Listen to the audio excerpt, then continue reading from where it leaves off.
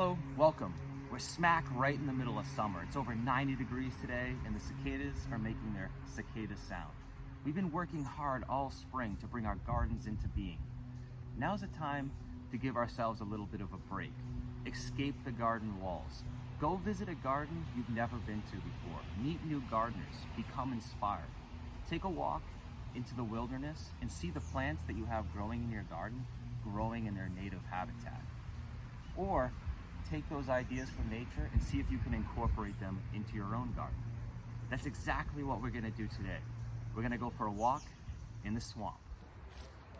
All right, so time to leave the garden walls. Gotta suit up, get my hiking boots, my binoculars, my New England wildlife field guide. Gonna head off into the swamp.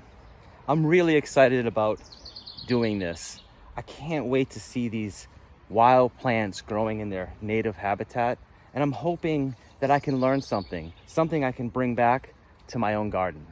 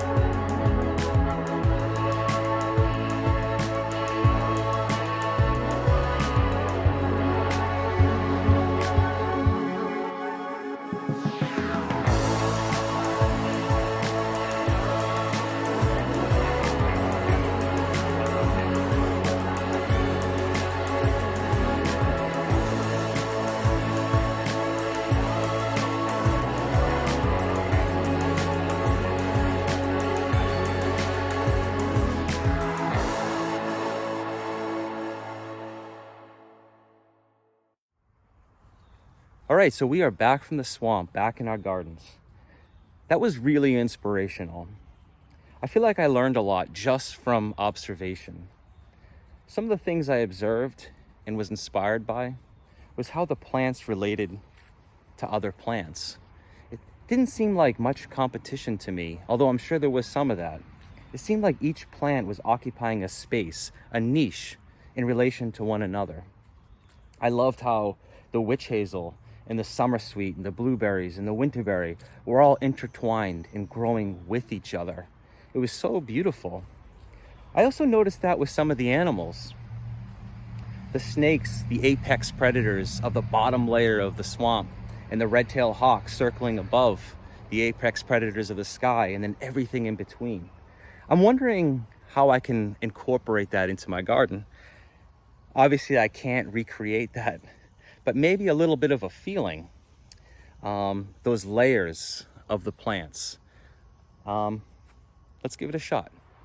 The first plant to be put in our swamp-inspired garden is this native witch hazel. It's a small understory tree or a large shrub. I hope it does well underneath these sugar maples and walnut trees. This is a very important plant for our New England wildlife. This plant will have these very interesting flowers in October, November, and provide a nectar source for our pollinators right before they hibernate. So very important for our pollinators. The next plant is winterberry. This is a male winterberry. This will not produce those brilliant red berries. The females will.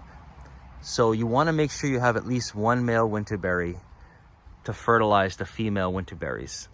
In the middle of winter, the female winterberries will have these bright red berries, have excellent ornamental value, and really good food source for birds in the middle of winter.